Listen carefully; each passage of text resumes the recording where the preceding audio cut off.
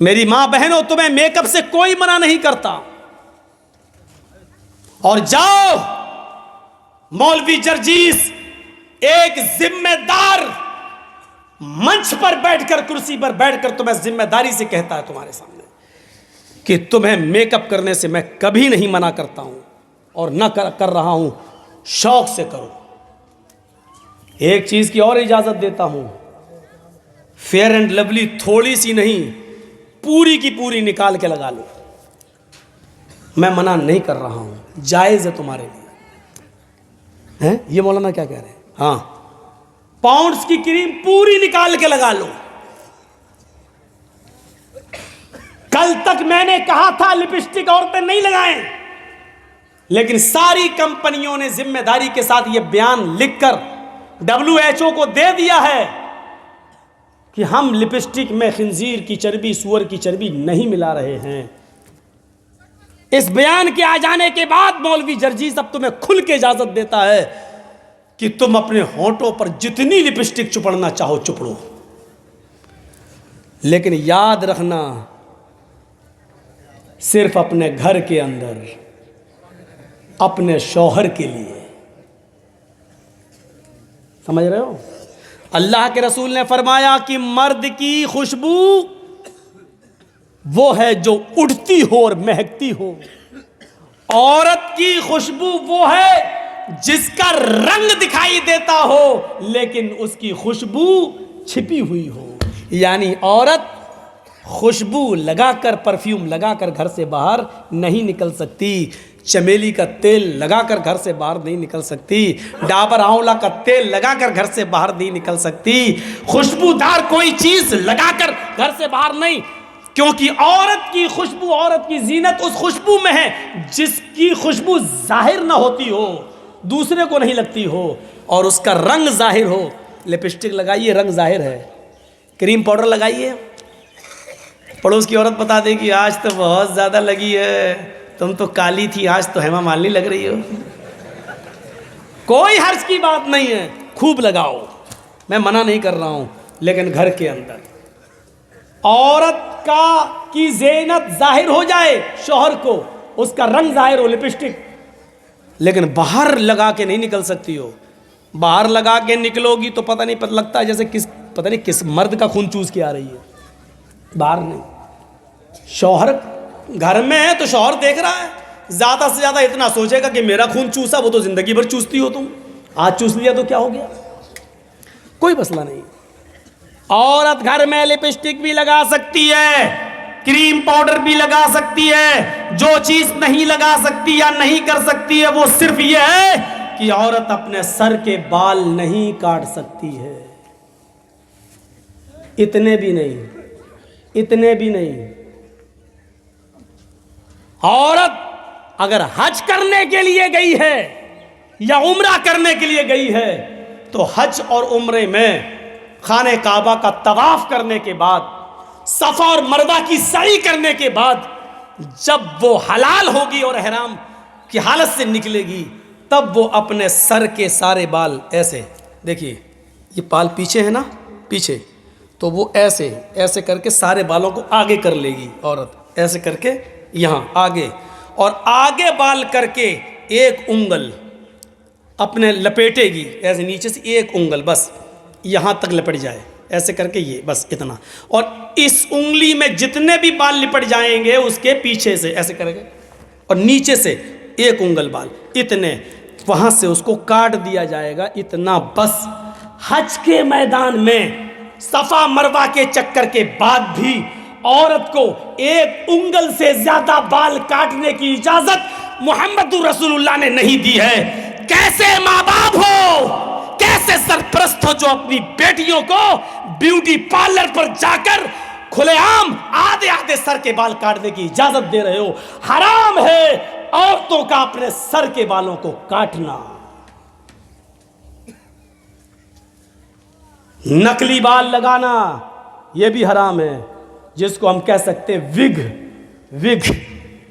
وگ استعمال کرنا بھی حرام ہے عورت کی۔ کچھ مولانا لوگ بال کو کاٹنے کی اجازت دیتے ہیں، کیا کہتے ہیں؟ اللہ کے رسول صلی اللہ علیہ وسلم کی بیویوں نے، کچھ بیویوں نے بھی اپنے سر کے بال کٹائے تھے، بے شک کٹائے تھے۔ مولوی جرجیس اس بات کو مانتا ہے کہ اللہ کے رسول صلی اللہ علیہ وسلم کی کچھ بیویوں نے اپنے سر کے بہت سے، یعنی آدھے سے زیادہ، آدھے بال کٹائے تھے۔ میں مانتا ہوں اس بات کو، حدیث ہے، صحیح ہے، لیکن آپ کو یہ بھی جاننا چاہیے کہ اللہ کے رسول کی ان بیویوں نے وہ سر کے بال کب کٹائے تھے۔ اللہ کے نبی صلی اللہ علیہ وسلم نے فرمایا کہ اللہ تعالیٰ نے مرد کو داڑھی سے خوبصورتی دی ہے اور عورت کو سر کے لمبے بالوں سے خوبصورتی دی ہے۔ عورت کی زینت اس کے سر کے بال ہیں اور مرد کی زینت داڑھی ہے، داڑھی ہے۔ تو جو عورت کی خوبصورتی ہو اس کو کاٹنے کی اجازت اللہ تعالیٰ کیسے دے دے گا؟ نہیں دے گا۔ جب تک اللہ کے نبی زندہ رہے اور اس دنیا میں باحیات رہے تب تک اللہ کے نبی کی کسی بیوی نے اپنے سر کے بال نہیں کاٹے۔ مسئلہ یاد رکھنا، عورت کی خوبصورتی شوہر کے لیے، لمبے بال وہ شوہر کے لیے رکھ سکتی ہے، رکھے گی، لیکن اللہ کے نبی کے اس دنیا سے انتقال کے بعد نبی کی بیویوں نے کہا اب ہمارا نکاح دوسری جگہ ہو ہی نہیں سکتا ہے، کیونکہ ہم دنیا کے سارے مسلمانوں کی مائیں ہیں اور ماں کسی بیٹے کے ساتھ نکاح نہیں کرتی ہے۔ اب ہم دنیا میں کسی بھی مرد کے ساتھ جب نکاح نہیں کر سکتے ہیں، سب میری اولاد ہیں، سب میرے بیٹے ہیں، اور اللہ کے نبی اب جس دنیا میں رہے نہیں، تو اب اس خوبصورتی کا کیا فائدہ، اب اس زینت کا کیا فائدہ؟ میں بناؤ سنگار کروں تو کس کے لیے کروں، زیب و زینت کروں تو کس کے لیے کروں؟ یہ سوچ کر انہوں نے اپنی زینت کو ختم کرنے کے لیے، اپنا بناؤ سنگار کو ختم کرنے کے لیے ان کے سر کے بال انہوں نے کٹائے۔ اسی طریقے سے آج بھی جو عورت شادی شدہ نہیں ہے یا شادی نہیں کرنا چاہ رہی ہے، یا اس نے ارادہ کر لیا کہ ہم شادی نہیں کریں گے، یا جس کا شوہر انتقال کر گیا ہے، اب وہ کس کے لیے بناؤ سنگار کرے تو وہ اپنے سر کے بال کاٹ سکتی ہے۔ زیب و زینت وہ کسی کے لیے اختیار نہ کرے، وہ کر سکتی ہے، لیکن اگر اس کا ارادہ یہ ہے ابھی نہیں، ابھی تو میرے شوہر کا انتقال ہوا ہے، 2-4 سال کے بعد میں دوسرا نکاح کر لوں گی، تو پھر نکاح کا ارادہ ہو تو پھر وہ سر کے بال نہیں کاٹ سکتی ہے۔ عورت کے لیے سر کے بال کاٹنا جائز نہیں ہے، وگ لگانا جائز نہیں ہے، نقلی بال جوڑنا جائز نہیں ہے۔ اپنے سر کے لمبے بالوں کی چوٹی بنا سکتی ہے، اس کی چوٹی بنانا جائز ہے، لیکن معاف کیجئے گا سر کے سارے بال کو اکٹھا کر کے گول بنا کر اپنے سر پر رکھ لینا یہ جائز نہیں ہے۔ گھر کے اندر کر سکتی ہے، گھر کے باہر جوڑا بنا کر بال لپیٹ کر اور ادھر اکٹھا کر لینا، کلپ لگا لیتی ہیں اور اتنا اونچا کر لیتی ہیں، لگ رہا ہے جیسے قطب مینار اپنے سر پہ کھڑی کر دی اس نے، یا ایسا لگتا ہے جیسے ٹلو پمپ رکھ دیا ہو موٹر۔ یہ جائز نہیں ہے، لیکن ہاں اپنے گھر کے اندر ہے، گرمی لگتی ہے عورتوں کو، کیا کریں، گھر کے اندر ٹھیک ہے، شوہر کے لیے ٹھیک ہے، لیکن گھر کے باہر جا رہی ہے تو پھر وہ جوڑا اپنے سر کے سارے بال سر پر ایک جگہ اکٹھا کر کے کلپ لگا کے نہیں جا سکتی ہے۔ عورت کے لیے بجنے والی، کھنکنے والی کوئی چیز پہن کر گھر سے باہر نکلنا جائز نہیں ہے، نہ وہ چوڑیاں پہن کر نکل سکتی ہے، نہ وہ پیروں کی پائل و پازیب پہن کر گھر سے باہر نکل سکتی ہے۔ ہاں سن لو میری ماں بہنوں، اونچی ایڑی کی چپل پہن کر بھی، اونچے ہل کی چپل پہن کر بھی تم گھر سے باہر نہیں نکل سکتی ہو، تمہارے لیے جائز نہیں ہے، کیونکہ وہ بھی بچتی ہے۔ جب تم اونچے ہل کی چپل پہن کر نکلتی ہو تو وہ سیمنٹ کی بنی ہوئی سڑکوں پر آواز کرتی ہے، کھٹ کھٹ کھٹ، وہ ادھر آواز کرتی ہے کھٹ کھٹ کھٹ، ادھر نوجوانوں کے دل دھڑکتے ہیں دھک دھک دھک، سننا پڑے گا۔ یہ بے حیائی تمہاری طرف سے آ رہی ہے، بچنے والی کوئی بھی چیز عورت گھر سے باہر پہن کر نہیں نکل سکتی ہے۔ ہاں یہ وَأَحْسَنَتْ فَرْجَهَا، اپنی شرمگاہ کی حفاظت کرو، یعنی موٹا لباس پہنو، اچھا لباس پہنو، جسم کا کوئی حصہ نمایاں نہیں ہونا چاہیے۔ اور شرمگاہ کی حفاظت شوہر کے علاوہ کہیں اور نہیں. اور چوتھی چیز وَأَطَاعَتْ بَعْلَهَا، اور اپنے شوہر کی اطاعت کرو، اپنے شوہر کی فرما برداری کرو، اپنے شوہر کی اطاعت کرو. اس میں کمی نہیں ہونی چاہیے شوہر کی اطاعت میں. ایک اور مسئلہ بتا دوں، شوہر کی اطاعت میں کمی نہیں ہونی چاہیے، لیکن شوہر کو بھی نہیں چاہیے کہ وہ زبردستی اپنی بیوی سے کہے اے یہ میرے کپڑے ہیں، چلو ٹھیک ہے تمہارے کپڑے دھو دے گی، یہ میری ماں کے کپڑے ہیں اس کو بھی دھلو، یہ میرے باپ کے کپڑے ہیں اس کو بھی دھلو، یہ میری بہن کے کپڑے ہیں نند تمہاری نند اس کے بھی دھل دو. آپ یہ زبردستی نہیں کر سکتے ہیں. آپ کی بیوی ہے وہ نوکرانی نہیں ہے. پیار سے چاہو تو سب کچھ کام لے سکتے ہو. دیکھو میری بھی تم تو جانتی ہو میری ماں کا میرے علاوہ کوئی نہیں ہے. ایسا ہے نا کہ میری ماں تمہاری ماں جیسی ہے، تمہاری ماں کبھی بیمار ہوگی تو ہم بھی اس کو لے جائیں گے. پیار سے تم جو کام لینا چاہو لے لو، لیکن شریعت کا حکم نہیں ہے کہ وہ تمہارے باپ کے کپڑے دھوئے، تمہاری ماں کے کپڑے دھوئے. شریعت کا تو یہ بھی حکم نہیں ہے کہ وہ تمہارے بچے کو دودھ پلائے. بچہ تمہارا ہے، دودھ پلاتی ہے تو یہ اس کا رحم و کرم ہے. اگر وہ دودھ پلانے کی اجرت اور پیسہ مانگے تو تمہیں دینا پڑے گا. ہاں مولانا صاحب یہ مت بتاؤ، کیوں ڈر لگ رہا ہے؟ کیوں؟ ارے آپ تو بڑے بہادر ہو.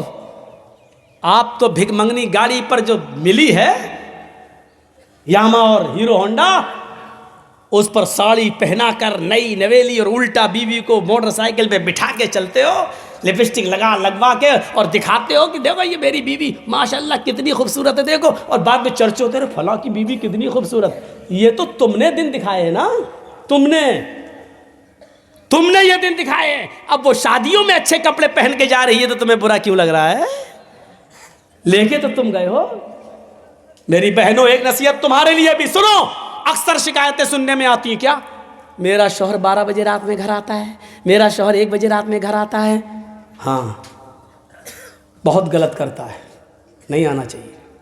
لیکن ایک بات سن لیں، تمہارے لیے کہہ رہا ہوں میری ماں بہنوں، جو عورت اپنے گھر میں اپنے شوہر کے لیے بن سور کر نہیں رہتی ہے، مغرب کی اذان کے بعد اچھا کپڑا نہیں پہنتی ہے، زیب و زینت اختیار نہیں کرتی ہے، میک اپ اچھا نہیں کرتی ہے، اپنے جسم پر خوشبو نہیں لگاتی ہے، اچھے کپڑے نہیں پہنتی ہے، اپنے شوہر کے لیے بن سور کر تیار نہیں ہوتی ہے، اگر ایسا نہیں کرتی ہے تو اس عورت کو یہ کہنے کا اور اس شکایت کا کوئی ادھیکار نہیں ہے، کوئی حق نہیں ہے کہ وہ 12 بجے آتا اور 1 بجے آتا ہے. کیا کرے گا کہ تمہارے پسینے کی بدبو سونگے گا؟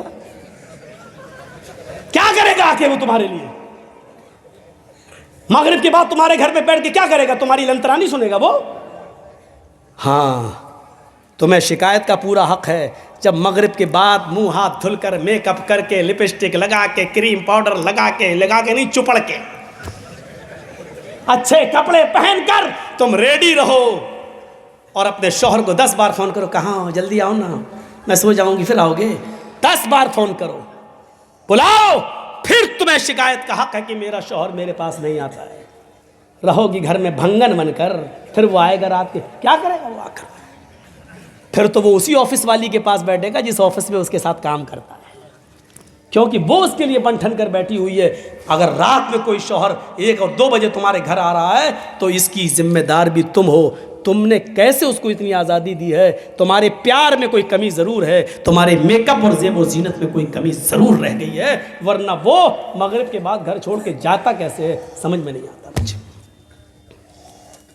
اطاعت، ورنہ اتنا بڑا حق، برا مت مانیے گا. اللہ کے نبی صلی اللہ علیہ وسلم نے عورت کو اتنا حکم دیا ہے کہ شوہر کی اطاعت اتنا کرے گی کہ اگر شوہر اپنی بیوی کو اپنی کسی خاص ضرورت کے تحت بلا رہا ہے، دن بھر آفس میں کام کر کے تھکا ہوا آیا ہے، اس نے شادی اس لیے کی ہے تاکہ اس کو سکون حاصل ہو، لِتَسْكُنُوا إِلَيْهَا، تمہاری بیویاں تمہاری سکون کا ذریعہ ہیں. جب بیوی سے سکون ہی نہ ملے تو کہاں جائے وہ؟ اس لیے فرمایا آئے اللہ کی بندیوں، اللہ کے نبی کہتے ہیں میری مومنہ عورتوں کان کے پردے کھول کر سنو، تمہارا شوہر اگر تمہیں اپنی خاص ضرورت کے لیے تمہیں بلا رہا ہے، رات کے کسی بھی حصے میں تمہیں بلا رہا ہے یا دن کے کسی بھی حصے میں تمہیں بلا رہا ہے، تو تمہیں انکار نہیں کرنا چاہیے، انکار نہیں کرنا چاہیے، تمہیں اپنی شوہر کی فوراً بات ماننا چاہیے۔ یہاں تک کہ اللہ کے نبی نے کہا علی قطب، اگر تم اونٹ کے کجاوے پر بھی بیٹھی ہو تب بھی تمہیں آنا پڑے گا۔ اونٹ کا کجاوا تمہیں سمجھ میں نہیں آئے گا؟ عرب کی عورتیں جب ڈیلیوری کا وقت قریب ہوتا تھا، ان کے بچے کی پیدائش کا وقت جب قریب ہوتا تھا اور بچہ جننے کا وقت جب قریب ہوتا تھا تو وہ درد سے بچنے کے لیے اونٹ کے کجاوے پر بیٹھ جاتی تھی، اور ایسا بیٹھنے کا مقصد یہ تھا کہ بچہ آسانی کے ساتھ پیدا ہو جائے اور ان کو درد نہ ہو۔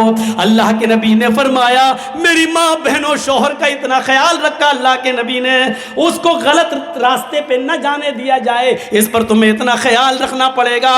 فرمایا کہ اگر تم اونٹنی پر بیٹھی ہو، تمہیں ڈیلیوری کا وقت قریب ہو، تمہارے بچے کی پیدائش کا وقت قریب ہو، تمہاری ڈیلیوری کا وقت قریب کیوں نہ ہو، اگر ایسے موقع پر بھی وہ تمہیں بلا رہا ہے تو تمہیں اپنے شوہر کے پاس اس حال میں بھی جانا پڑے گا۔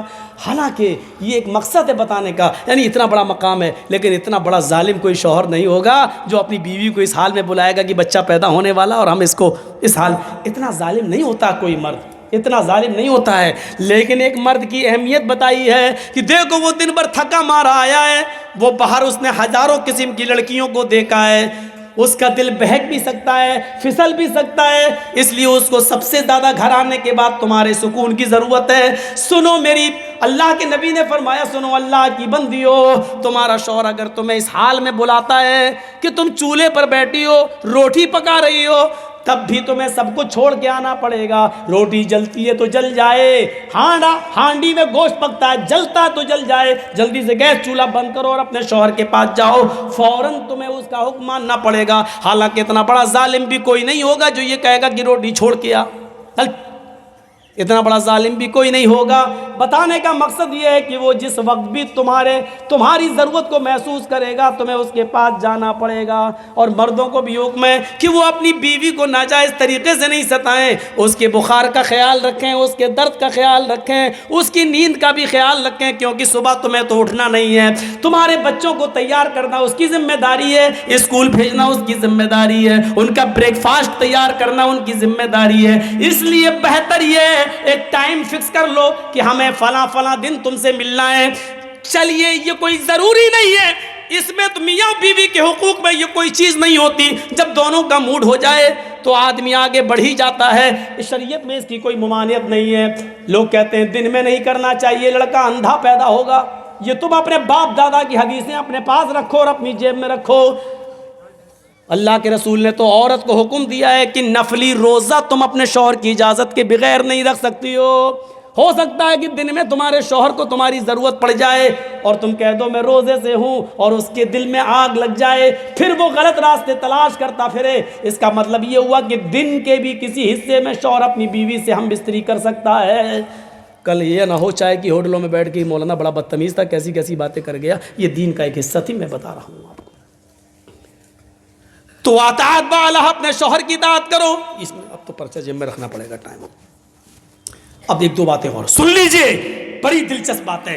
تو 4 چیزیں ہو گئیں، 5 وقت کی نماز پڑھتی ہو، رمضان کے پورے روزے رکھتی ہو، اپنی ستر کی اور شرمگاہ کی حفاظت کرتی ہو اور اپنی شوہر کی اطاعت و فرما برداری کرتی ہو۔ یہ 4 کام جو عورت کر لے کیا ہوگا؟ فَلْتَدْخُلْ مِنْ أَيِّ أَبْوَابِ الْجَنَّةِ شَاءَتْ، یہ جنت کے جس دروازے سے داخل ہونا چاہے ہو جائے، اللہ کے فرشتے کھڑے ہوں گے، اے عورت 8 دروازے کھلیں، جا جس دروازے سے جانا چاہے چلی جا۔ یہ ہے عورت کو جنت کا سرٹیفکیٹ۔ ایک دوسری حدیث میں اللہ کے نبی نے فرمایا جس کی 3 بیٹیاں ہوں گی یا 3 بہنیں ہوں گی، بہنیں یعنی باپ کا انتقال ہو گیا تو بہنوں کا ذمہ دار بھی اب بھائی ہو گیا نا، تو جس کی 3 بیٹیاں یا جس کی 3 بہنیں ہوں اور باپ کا انتقال ہو گیا ہو، اور بہنیں اس کی نگرانی میں ہوں، تو جس کی 3 بیٹیاں یا 3 بہنیں ہوں اور اس نے ان کو پڑھایا ہو، لکھایا ہو، اچھا ادب سکھایا ہو اور اچھی تعلیم دی ہو، اور اس کے بعد ان تینوں کا نکاح کر دیا ہو، ان تینوں کی شادی کرا دی ہو، دیندار گھرانے میں ان کا گھر بسوا دیا ہو، تو ان تینوں کا نکاح کرا کے ان کا گھر بسانے والا،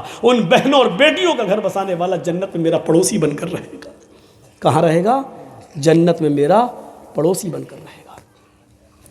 اللہ کے نبی صلی اللہ علیہ وسلم کے پاس بہت سا مال آیا، صحابہ کرام مسجد میں پہنچ گئے، یہ مال تو سب میں تقسیم ہوگا۔ تو فجر کی نماز سے پہلے اللہ کے رسول صلی اللہ علیہ وسلم مسجد میں پہنچے تو دیکھا صحابہ مسجد میں پہلے ہی پہنچ گئے۔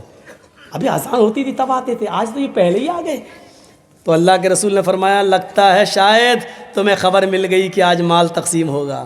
بحرین سے مال آیا تھا، بہت مال، تو سب صحابہ میں بٹنا تھا۔ تو صحابہ نے کہا ہاں اللہ کے رسول مال آیا، میری بیوی نے بھی چولہا سنبھال لیا ہے، کیونکہ اس مال میں میرا بھی حصہ ہے، آج میرے گھر میں بھی چولہا جلے گا۔ حضرت عائشہ نے 15 دن چولہا نہیں جلا ان کے گھر، عائشہ نے چولہا سنبھال لیا۔ اللہ کے رسول آج تو کچھ ملے گا؟ ہاں آج گوشت پکے گا ہمارے گھر، تم چولہا سنبھال لو، لکڑیاں رکھ لو، چولہا پوت لو۔ فجر کی نماز کے بعد مال تقسیم کرنا شروع کر دیا، تقریباً 11 بج گئے، یعنی زوال کا ٹائم ہو گیا، تب تک مال بانٹتے رہے اللہ کے رسول اور سب کو دے دیا۔ اللہ کے رسول کے حصے میں بھی 2 تھیلے آ گئے، 2 تھیلا بھر کے مال، سب لوگ جا چکے۔ اللہ کے رسول اپنے 2 تھیلے لے کر جیسے ہی گھر کی طرف بڑھتے ہیں، مسجد سے باہر نکلتے ہیں، گھر کی طرف جا رہے ہیں، تو آپ کا راستہ 2 یتیم بچوں نے روک لیا۔ ایک کی عمر 7 سال، ایک کی عمر 9 سال۔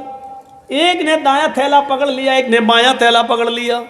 ایک نے کہا اللہ کے رسول میری ماں نہیں ہے، ایک نے کہا اللہ کے نبی میرا باپ نہیں ہے، ایک نے کہا اللہ کے رسول میری ماں نہیں ہے، میرے باپ نے دوسری شادی کر لی، دوسری بیوی جو اس کے پاس آئی ہے وہ مجھے اپنا بیٹا ہی نہیں مانتی ہے، وہ اپنے اور بیٹوں کو کھلاتی پلاتی ہے، میرا خیال نہیں رکھتی۔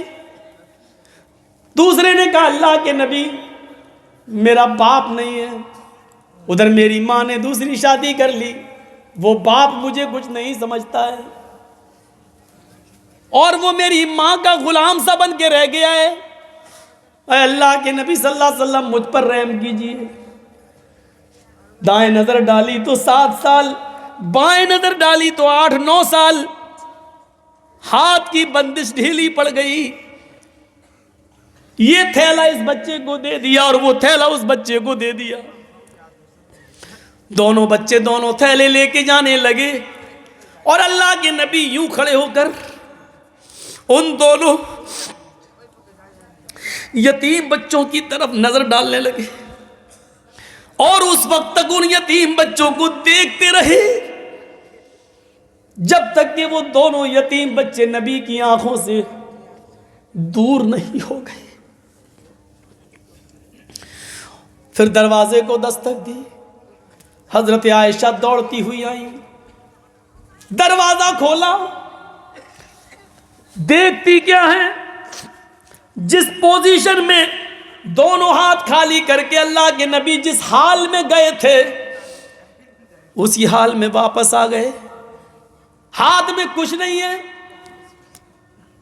پہلا سوال، اے اللہ کے نبی خالی ہاتھ گئے تھے، خالی ہاتھ واپس آئے، 15 دن سے گھر میں چولہا نہیں جلا، آپ ہی نے تو کہا تھا گھر کا چولہا سنبھال لو، میں نے لکڑیاں رکھ دی، آپ تو کچھ لے کے ہی نہیں آئے۔ فرمایا عائشہ بیٹھو بیٹھو، جی پہلے بات بتاؤ کیا ہوا؟ عائشہ مجھے 2 تھیلے ملے تھے، دونوں تھیلے بھرے ہوئے تھے، میں اپنا حصہ لے کر آ رہا تھا، دروازے کے باہر 2 یتیم بچوں نے میرا راستہ روک لیا، ایک نے ایک ہاتھ پکڑ لیا، دوسرے نے دوسرا تھیلا پکڑ لیا، ایک نے کہا میری ماں نہیں ہے، دوسرے نے کہا میرا باپ نہیں ہے، ایک نے کہا کہ میری ماں نہیں ہے، میرے باپ نے دوسری شادی کر لی، دوسری عورت مجھے بیٹا ہی نہیں مانتی، دوسرے نے کہا میرا باپ نہیں ہے، اس نے دوسری شادی کر لی. وہ کہتا ہے میرا باپ مجھے نہیں دیکھ رہا ہے, وہ میری بیوی کا غلام بن کے رہ گیا ہے.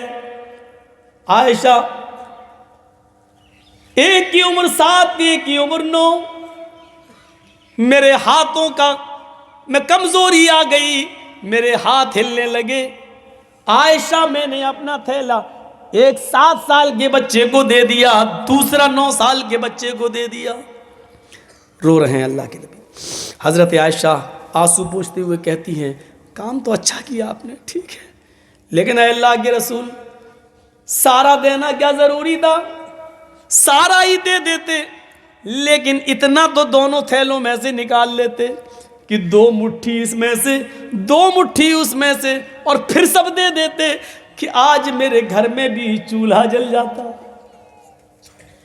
اللہ کے نبی کہتے ہیں عائشہ میں نے یہی سوچا کہ تھوڑا سا نکال لوں, لیکن جب اس کا منہ کھولنے لگا تو ان دونوں یتیم بچوں کے چہرے کو دیکھ کر میں نے کہا ان 2 مٹھی میں ہو کیا جائے گا, ہم تو کسی طرح رہ لیں گے, لیکن ان یتیم بچوں کے مال میں کمی کیوں کروں؟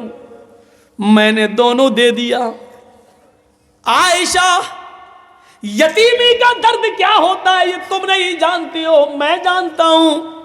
عائشہ تمہارے باپ ابو بکر تو آج بھی زندہ ہیں, تمہاری ماں تو آج بھی زندہ ہیں, تمہیں کیا معلوم یتیمی کیا ہوتی ہے؟ اور اس کے بعد آپ نے کہا عائشہ یتیمی کا درد محمد سے پوچھو, مجھ سے پوچھو.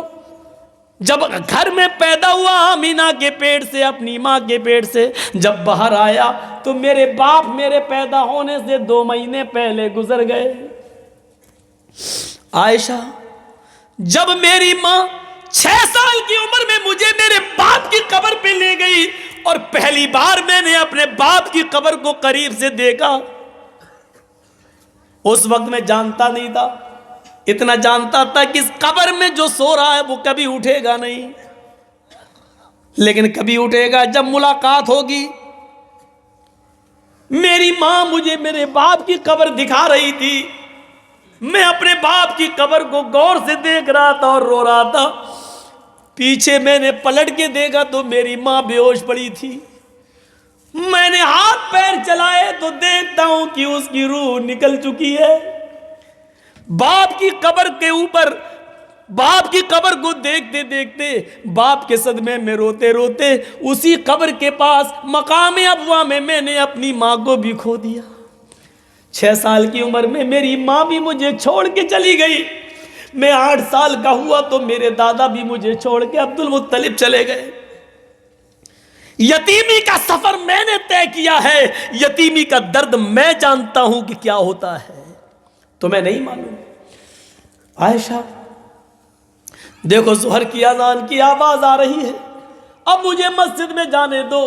اللہ کے نبی ظہر کی نماز پڑھنے کے لیے مسجد میں جا رہے ہیں, گھر سے وضو بنا کر مسجد میں جاتے ہیں اور نماز پڑھتے ہیں, پڑھاتے ہیں, اور نماز پڑھانے کے بعد فرماتے ہیں لوگوں آج 2 یتیم بچوں کی یتیمی نے محمد کے دل کو جھنجھوڑ دیا ہے, اب آپ جنت کا راستہ بتاتے ہیں. او لوگوں سنو, انا وکافل الیتیمی کہاتین فی الجنہ, انا وکافل الیتیمی کہاتین فی الجنہ. میں اور یتیم کو پالنے پوسنے والا, میں اور یتیم کی پرورش کرنے والا, میں اور یتیم کو کھلانے اور پلانے والا, میں اور یتیم کو پال پوس کر بڑا کرنے والا, قیامت کے دن ایسے ہوں گے جیسے یہ دونوں انگلی ملی ہوئی ہیں. یعنی میں اور یتیم کی پرورش کرنے والا میرے ساتھ میرے پڑوس میں رہے گا. آپ نے اتنا بڑا درجہ دے دیا ہے یتیم کو کھلانے پلانے والے کو, یتیم کی دیکھ ریکھ کرنے والے کو, کہ میرے گھر کے پاس اس کا گھر, میرے گھر کے بغل میں اس کا گھر ہوگا, وہ میرا پڑوسی بن کر جنت میں رہے گا. لو یتیموں کی پرورش کرنے پر جنت مل رہی ہے. تم تو یتیموں کا مال ہی کھا جاتے ہو، تم تو یتیموں کے مال پر ہی قبضہ کر لیتے ہو۔ آج بھی انڈیا میں، ہندوستان میں اتنے مدارس ہیں، اتنے مدرسے ہیں، سعودی عرب، دبئی اور کویت سے آنے والی رقم جو سعودی عرب سے ان یتیم و غریب بچوں کے لیے آتی ہے، لوگ تو اس پر بھی ہاتھ صاف کر جاتے ہیں، یتیموں اور غریبوں کے نام پر ملنے والی رقم کو بھی چاٹ جاتے ہیں۔ گورنمنٹ کی طرف سے غریب بچوں کو ملنے والا وظیفہ بھی میرے بھائیوں اسکول کے ماسٹر کھا جاتے ہیں۔ یہ یتیمی کے مال کو کھانے والوں تمہارا کیا ہوگا؟ یتیم کی پرورش کرنے پر تو اللہ کے نبی کہتے ہیں کہ وہ جنت میں میرے ساتھ ہوگا، جنت میں میرا پڑوسی بن کر رہے گا۔ کہاں گئے؟ کہاں ہے وہ تصور؟ ہم ذرا اپنے ضمیروں کو دیکھیں، ٹٹولیں اور غور کریں، ہم کہاں پہنچ گئے ہیں، ہماری صورتحال کیا ہو گئی ہے۔ اللہ کے نبی کے پاس ایک ماں، حضرت عائشہ فرماتی ہیں کہ میرے پاس ایک مانگنے والی آئی، بخاری کی روایت ہے، میرے پاس ایک مانگنے والی آئی، ماہا سبیان، اس کے ساتھ دو چھوٹے چھوٹے بچے تھے، آگر کہنے لگی شیئا للہ، عائشہ میرے بچوں نے 2 دن سے کھانا نہیں کھایا ہے، گھر میں کچھ ہو تو دے دے، گھر میں کچھ ہو تو دے دو۔ حضرت عائشہ کہتی ہیں میرے پاس ایک کھجور رکھا تھا، میں نے اللہ کے نبی کے لیے رکھ لیا تھا، آئیں گے تو میں ان کو دے دوں گی، پتہ نہیں کتنے بھوکے ہوں، کہاں سے آ رہے ہوں، میں ان کو دے دوں گی۔ لیکن جب مانگنے والی نے مانگا، اس نے کہا میرے دونوں بچے بھوکے ہیں، تو میں وہ کھجور لے آئی۔ حضرت عائشہ کہتی ہے وہ کھجور لے کے میں اس کے پاس گئی، اس عورت نے اس کھجور کو لیا، اما عائشہ کہتی ہیں اس کھجور کے سوا میرے پاس کچھ نہیں ہے۔ اس عورت نے، مانگنے والی نے وہ کھجور بھی لے لیا، اور ایک کھجور تھا اس کے 2 ٹکڑے کر دیے، گٹھلی نکال دی، پھینک دی، اور اس کھجور کے 2 ٹکڑے کر دیے، ایک ٹکڑا اس بچے کو، یعنی آدھا اس کو اور آدھا اس کو دے دیا۔ یہ بخاری میں آیا ہے، اور خود بھوکی رہی اور پانی پی کر چلی گئی۔ یہ بخاری میں ہے، مسلم میں یہ ہے، مسلم میں یہ ہے۔ حضرت عائشہ فرماتی ہیں کہ میرے پاس 3 کھجوریں تھیں، میں نے ان تینوں کھجوریں لا کر اس کو دے دی، کہ 3 لوگ ہیں، ایک ماں 2 بچے، ایک ایک کھجور سب کھا لیں گے۔ میں نے کہا اس کے علاوہ کچھ نہیں ہے، اس نے وہ تینوں کھجوریں لے لی، ایک ایک کھجور اس نے دونوں بچوں کو دے دی۔ بچے اپنے کھجور کھا گئے، ماں اپنا کھجور کھانے جا رہی تھی، جو ایک کھجور ماں کے ہاتھ میں تھا وہ اپنا کھجور کھانے جا رہی تھی۔ وہ چھوٹے چھوٹے 3 4 سال کے بچے، وہ چھوٹے بچے ماں کے کھجور پر جھپٹ پڑے، امی یہ بھی مجھے دے دو، بھوک لگ رہی ہے۔ وہ کیا جانے کہ ماں کی بھوک کیا ہوتی ہے، 2-3 سال کا بچہ کیا جانے، وہ ماں کی کھجور پہ جھپٹنے لگے۔ ماں کو ترس آ گیا، ایک ایک کھجور وہ کھا چکے تھے، ایک کھجور ماں نے اپنے لیے رکھا تھا، لیکن ماں کی ممتا جوش میں آ گئی، ماں کی محبت جوش میں آ گئی، ماں نے اس کھجور کے 2 ٹکڑے کر دیے، جو اپنے لیے رکھی تھی اس نے اس کھجور کے 2 ٹکڑے کر دیے، ایک ٹکڑا اس نے اس کو دے دیا اور دوسرا ٹکڑا دوسرے بچے کو دے دیا، اور خود پانی پی گئی، بھوکی رہ گئی، پانی پی کر آگے بڑھ گئی، آگے چلی گئی۔ تھوڑی دیر کے بعد جب اللہ کے نبی صلی اللہ علیہ وسلم گھر میں تشریف لائے، فرمایا عائشہ گھر میں کھانے کو کچھ ہے کہ نہیں؟ حضرت عائشہ کہتی ہیں تھا۔ کہ پھر کیا ہوا؟ کہ اللہ کے رسول 1 یا 3 کھجوریں تھیں، لیکن ایک مانگنے والی آ گئی، اس کے ساتھ 2 چھوٹے چھوٹے بچے تھے، وہ بھوکے تھے، میں نے ان کو دے دیا۔ کہا تم نے اچھا کیا۔ کہا اللہ کے رسول ذرا منظر دیکھو، اس عورت کو میں نے بڑے عجیب حالات میں دیکھا ہے، وہ بہت بڑی امتحان میں پھنسی ہوئی ہے، بچوں کی آزمائش میں مبتلا ہو گئی، لگتا ہے اس کا شوہر نہیں ہوگا، شوہر ہوتا تو کماتا، یہ عورت کیوں بھیک مانگتی؟ مجھے محسوس ہو رہا ہے کہ وہ عورت شاید بیوہ ہے۔ اچھا پھر؟ کہا اللہ کے نبی وہ آئی، بچے اس کے بھوکے تھے، میں نے 3 کھجوریں اس کو دے دی، ایک ایک کھجور انہوں نے کھا لی، ایک ماں کھانے کے لیے چلی تو بچے ماں کی کھجور پر جھپٹ پڑے۔ اچھا پھر؟ کہا اس عورت نے اپنے کھجور کے بھی 2 ٹکڑے کر کے ایک ایک دے دیا، آدھا آدھا دونوں کو، اور خود پانی پی کے چلی گئی۔ عائشہ کیا یہ منظر تم نے اپنی آنکھ سے دیکھا ہے؟ رحمت اللہ عالمین کی رحمت جوش میں آتی ہے. عائشہ کیا یہ منظر تم نے اپنی آنکھ سے دیکھا ہے؟ ہاں اے اللہ کے رسول میں نے اپنی آنکھ سے یہ منظر دیکھا ہے. فرمایا عائشہ کیا وہ دونوں بچے اپنے ماں کی کھجور پر جھپٹ گئے؟ ہاں ماں نے خود نہیں کھایا اور اس کھجور کے 2 ٹکڑے کر دیے. ہاں اپنی آنکھ سے دیکھا. ہاں عائشہ قیامت کے دن تمہیں گواہی دینا پڑے گی. اللہ کے رسول گواہی دینے میں کیا، جو دیکھا اس کو بتانے میں مجھے کیا ہے، جو دیکھا وہ سچ یہی ہے. فرمایا عائشہ تم نہیں جانتی ہو اس عورت نے خود بھوکے رہ کر اپنے بچوں کا پیٹ پالا ہے، اپنے بچوں کو کھلایا ہے. کتنا بڑا نیک کام کیا. عائشہ کیا کام کیا؟ خود تو بھوکی رہ گئی، بچوں کو کھلایا. کہا خود بھوکی رہ کر اپنے بچوں کو پالنے والی، پال پوس کر بڑا کرنے والی، اپنے بچوں کو اپنے ساتھ لے کر اپنے بچوں کو کھلانے پلانے والی، اپنے بچوں کی پرورش میں آزمائش میں مبتلا کی ہوئی عورت نے وجبت علیہا الجنہ، وجبت علیہا الجنہ، وجبت علیہا الجنہ، اس عورت نے اپنے اوپر جنت واجب کر لی، جنت واجب کر لی، جنت واجب کر لی. میری ماں اور بہنوں، ماں وہ ہوتی ہے جو اپنے پیٹ سے پیدا ہونے والے بچوں کی پرورش کرے، شوہر نہیں ہو تب بھی ان کو پالے پوسے. ایسی عورت کو جنت کا سرٹیفکیٹ دے رہے ہیں اللہ کے رسول. عورتیں وہ نہیں ہوتی جو اپنے پیٹ میں بچہ ہے، الٹرا ساؤنڈ پہ چیک کرایا پتا چلا لڑکی کا، گرا دو، ایبورشن کرا دو. اپنے پیٹ کے بچے کو اس ڈر سے کہ لڑکی ہے پیدا ہوگی، اس کا جہیز کا انتظام کہاں سے کریں گے، اور ایبورشن کر کے گرا دیا اور اس بچے کی جان لے لی. یہ عورت نہیں ہوتی ہے. قیامت کے دن اس عورت کو جس نے اپنے پیٹ کا بچہ گرایا، قیامت کے دن اس حال میں لایا جائے گا کہ اس کا بچہ اس ماں کی پستان اور چھاتی سے لٹکا ہوا ہوگا، اپنی ماں کے دودھ سے لٹکا ہوا ہوگا. معلقم بین ثدیہا، اپنے ماں کے دونوں پستان سے لٹکا ہوا ہوگا. یقول، اور اپنے رب سے کہے گا یا ربی ہذہ امی قتلتنی، اللہ یہ میری ماں ہے جس نے دنیا میں مجھے مار ڈالا تھا، اللہ یہ میری ماں ہے جس نے دنیا میں میرا قتل کر دیا تھا، اللہ یہ میری ماں ہے جس نے دنیا میں میری جان لی تھی. اے اللہ تو اس کو آج جہنم میں پھینک دے، میں اس کو جنت میں لے جانے کی سفارش نہیں کروں گا. اے اللہ یہ میری ماں جنت میں جانے کے لائق نہیں ہے، اس نے مجھے پیدا کرنا کھلانے پلانے کے ڈر سے اور جہیز کے ڈر سے مار ڈالا تھا. اے اللہ تو میری ماں کو جنت میں داخل مت کرنا، اس ماں کو جہنم میں پھینک دے. وہ بچہ اپنی ماں کو جہنم میں لے جائے گا. کہاں ہیں ہم؟ عورت وہ ہوتی ہے جو اپنے بچوں کی پرورش کرے، ہزاروں مصیبتیں اپنے اوپر جھیل لے لیکن بچوں کو کھلائے پلائے اور پال پوس کر بڑا کرے. اور اسی طریقے سے آخری بات، وہ لوگ بھی جنت میں، وہ بچے اپنے ماں باپ کو جنت میں لے جائیں گے جن کو اللہ تعالیٰ نے دنیا میں چھین لیا.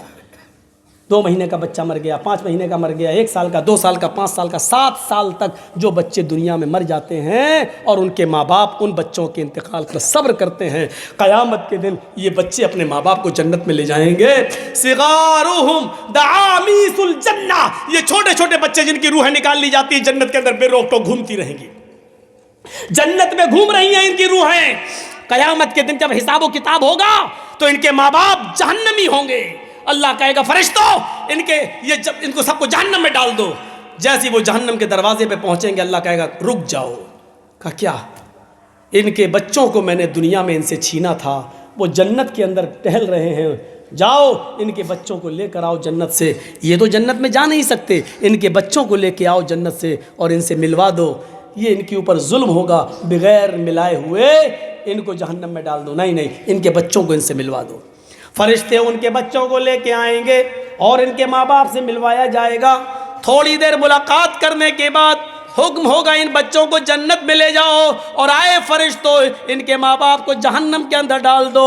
جیسے وہ چھوٹے چھوٹے بچے یہ سنیں گے کہ میرے ماں باپ کو جہنم میں بھیجنے کا آرڈر ہو گیا ہے، حدیث کے الفاظ ہیں فَيَأْخُذُ بِنَاحِيَةِ ثَوْبِهِ، یہ سنتے ہی وہ چھوٹے چھوٹے معصوم بچے اپنے ماں باپ کے دامن سے چپک جائیں گے، ان کے کپڑے پکڑ لیں گے. ہر جگہ آدمی ننگا تھوڑی ہوگا، 3 مقام پر انسان ننگا ہوگا، 3 مقام پر، بقیہ سارے مقام پر اس کے کپڑے پہنے ہوئے ہوں گے. میرے بھائیوں وہ بچے اپنے ماں باپ کا کپڑا پکڑ لیں گے، فلم یاخذھا، پھر اس کو چھوڑیں گے نہیں اور کہیں گے اے اللہ یہ تیرا کیسا نیائے، یہ تیرا کیسا انصاف ہے، دنیا میں بھی تو نے مجھ سے میرے ماں باپ سے دور رکھا ہے اور آخرت میں بھی تو مجھے میرے ماں باپ سے دور رکھ رہا ہے، اے اللہ اگر آخرت میں بھی مجھے میرے ماں باپ سے کو نہیں ملانا تھا اور دینا تھا تو دنیا میں تو نے مجھ سے ہم کو میرے ماں باپ سے دور کیوں کر دیا تھا؟ اے اللہ نہ دنیا میں مجھے میرے ماں باپ ملے، نہ آخرت میں میرے ماں باپ ملے، نہ دنیا میں مجھے ان کے ساتھ زندگی گزارنے کا موقع ملا اور نہ آخرت میں مجھے میرے ماں باپ دیے جا رہے ہیں، اے اللہ یہ صحیح نہیں ہے، اے میرے پروردگار میرے ماں باپ کو جہنم میں مت ڈال، اے اللہ تو نے ان کو مجھے ان سے دنیا میں چھین لیا تھا اب تو مت چھین۔ اللہ کہے گا اے فرشتوں ان بچوں کے آنکھوں سے گرنے والے آنسوؤں کی میں نے قدر کر لی ہے، ان کی آرزوؤں کو سن لیا ہے، اے فرشتوں ان بچوں کے آنکھوں سے گرنے والے آنسوؤں کی وجہ سے جاؤ میں نے ان کے ماں باپ کو بخش دیا ہے، جاؤ ان بچوں سے کہو اپنے ماں باپ کا ہاتھ پکڑ لے اور ان کو اپنے ساتھ جنت کے اندر لے جائیں، اپنے ساتھ جنت کے اندر داخل کر لو، جاؤ اے بچوں جاؤ اپنے ماں باپ کے ساتھ جنت کے اندر داخل ہو جاؤ، جاؤ۔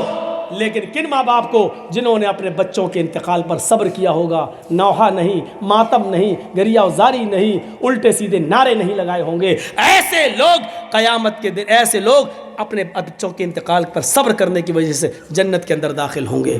میرے بھائیوں چند 2 گھنٹے سے اوپر تقریباً 2.5 گھنٹے میں نے آپ کے سامنے جو کچھ بھی بولا جنت میں جانے کے راستے، ان راستوں کو اپنائیے، اپنے اندر پیدا کریے اور جنت میں آسانی کے ساتھ داخل ہو جائیے، یہ جنت میں جانے کے راستے ہیں۔ اللہ تعالیٰ سے دعا کرتا ہوں کہ بار الہ ہماری خطاؤں کو معاف فرما دے، ہمارے گناہوں کو بخش دے، ہم جمیع مسلمانوں پر رحم فرما۔ الہ العالمین ہم تجھ سے دعا کرتے ہیں کہ جنت میں جانے والے راستے ہمارے لیے اور آسان کر دے اور ہمیں جنت میں جانے والے راستوں پہ چلنے کی توفیق عطا فرما۔ اے اللہ جو بیمار ہیں ان کو شفائے کاملہ اور عاجلہ عطا فرما، جو ہاسپٹلز میں ایڈمٹ ہیں ان کی دواؤں میں صحت و تندرستی کوٹ کوٹ کے بھر دے۔ اے اللہ جو لوگ تیری رحمت کو جا چکے ان کی قبروں کو نور سے بھر دے، اور جب تک تو ہمیں زندہ رکھ اسلام پہ زندہ رکھنا، جب ہمارا خاتمہ ہو تو ایمان پر ہمارا خاتمہ فرمانا۔ وما علینا الا البلاغ المبین وآخر دعوانا ان الحمد للہ رب العالمین۔ السلام علیکم ورحمۃ اللہ وبرکاتہ۔